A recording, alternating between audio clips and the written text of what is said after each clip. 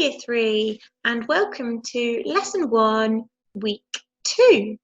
This lesson we're going to be thinking about grammar that we want to include in our biographies.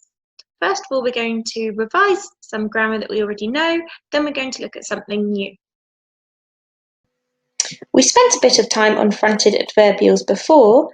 They always go at the beginning of a sentence and they explain where, when or how something happened. They must always have a comma after them. Can you think of a fronted adverbial to start this sentence off? Write the whole sentence down on your piece of paper. Pause this video so you can complete that work. In biographies, the fronted adverbials are usually telling us when something happened. For example, in our text map, one of the fronted adverbials says in 1955. What does it say happened in 1955? Can you complete that sentence? Write the whole sentence down on your piece of paper and underline the fronted adverbial. We have also previously looked at complex sentences. We know that when a sentence has more than one clause, it is a complex sentence. We learnt that you can use conjunctions to add clauses together. We learnt some conjunctions are used for coordinating clauses and some are used for subordinating clauses. Here you can see a sentence that I'm making. My main clause is that Rosa Parks was arrested. I'm adding more information in my other clause, she refused to give up her seat. And I'm going to join them together with the conjunction after. That creates the complex sentence, Rosa Parks was arrested after she refused to give up her seat. Can you pause this video now to create your own complex sentences about Rosa Parks? Use the list of conjunctions on the left. If you fancy a challenge, see how many sentences you can make. Now a new piece of grammar to learn, okay? Relative clause. So this is a way of making a complex sentence without using a conjunction. A relative clause adds more information to a sentence and it adds that information specifically about a noun in the sentence. So here we have a sentence, the boy who was short sat down. What do you think the noun is in that sentence? Pause this and talk to your partner. So the noun in that sentence is the boy, the boy. What do you think the relative clause is then, if we're adding more information about the boy? Yes, the relative clause is who was short, okay? Because it adds more information about the noun, which is the boy. Often, a relative clause is in the middle of a sentence. So here is our relative clause, and it's in the middle of our sentence. Now, it's very important that our relative clause is punctuated. So how have we punctuated our relative clause? Pause this and talk to your partner. We have punctuated our relative clause with commas, one straight after the noun, then the relative clause is added, then the relative clause is finished with a comma, okay? And these words at the top of the screen are words that relative clauses will begin with. So you begin a relative clause with the word who, where, which, or when. Those are the words to add more information about a noun. So there are 3 relative clauses in our text map. If you would like to pause this video, it's going to be a bit tricky. Have a go, see if you can find the relative clauses that are inside our text map. Okay, I'm going to show the answers now. There you go, that's the relative clauses that are in our text map. We're going to have a look at them in a bit more detail. So our first relative clause, Parks, who was a studious child, lived with her mother, her brother, and her grandmother. Pause this video, tell the person next to you, what is the noun What is the relative clause? That's it. What is the noun and what is the relative clause? Pause the video. Okay, so the noun is parks. Oops. Let me try and get up a red pen. The noun is Parks. That's the person, Rosa Parks. So the relative clause adds more information about Rosa Parks. Remember, the words our relative clause begins with, and we've got the word who here, haven't we? Which is a word a relative clause begins with. So that is the start of our relative clause. Who was a studious child? That adds more information about Rosa Parks. It gives us a description of what she was like. And again, notice the punctuation. We've got a comma after the noun before we put our relative clause in, and a comma at the end of our relative clause. Another relative clause, on the 1st of December 1955, when Rosa Parks was 42 years old, she made her landmark bus protest. Have a think. What is the noun?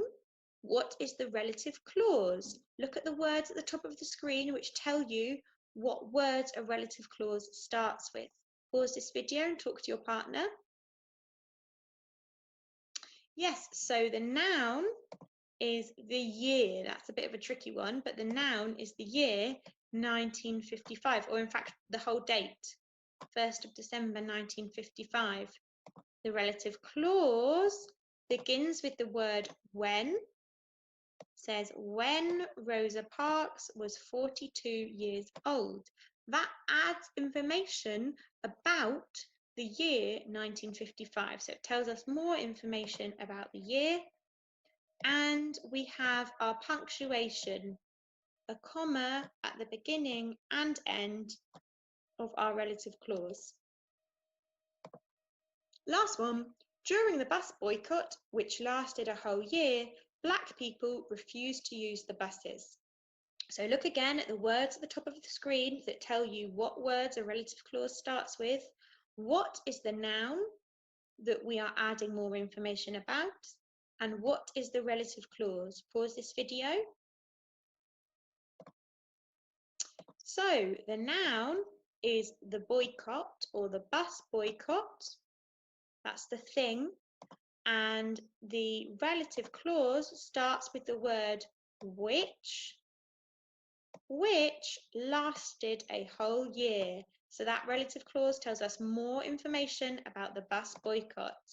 And we have our commas to punctuate our relative clause. Okay, now we're getting onto something a bit more fun. I have given you some sentences. I want you to complete these sentences by adding a relative clause. So I have done the punctuation for you. Harry, comma, you're going to add a relative clause, comma, discovered that he was a wizard. I'm going to give you a little tip.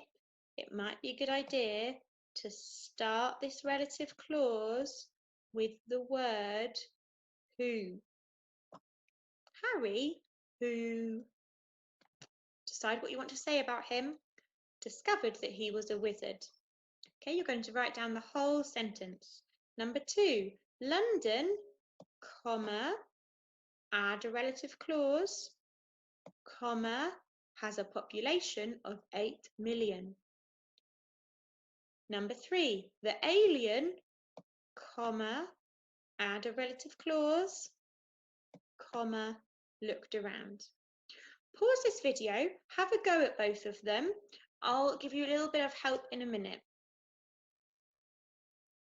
So write full sentences for all of them, please. Pause the video and have a go.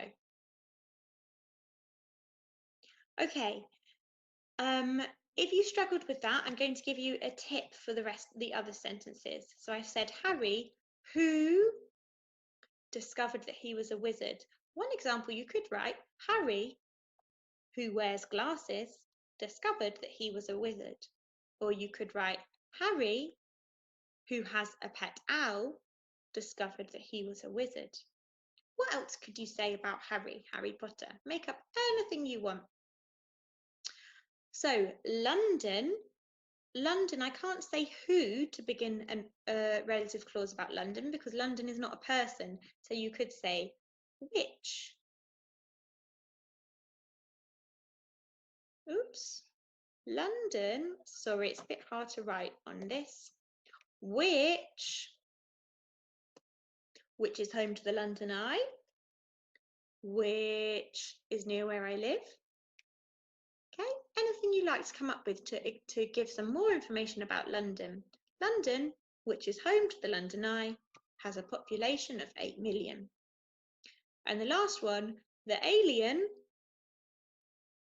you could use who or which for this one. Have a look at him. How could you describe him? Who? I'm going to say, who has only one eye looked around? Okay, if you didn't write sentences before, pause this video and complete your sentences now.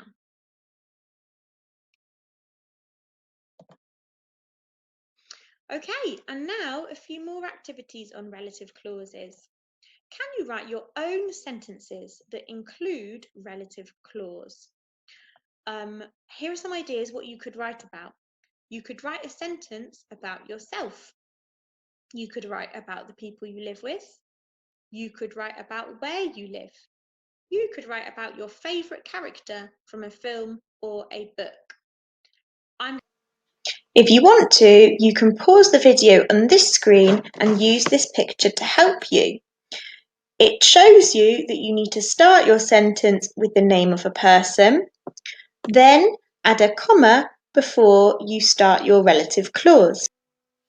An easy relative clause to write is use the word who, then describe your person. I've put the silly face there to help you remember to describe your person. End your relative clause with another comma. Then finish your sentence by saying what action your person is doing. Don't forget your full stop at the end.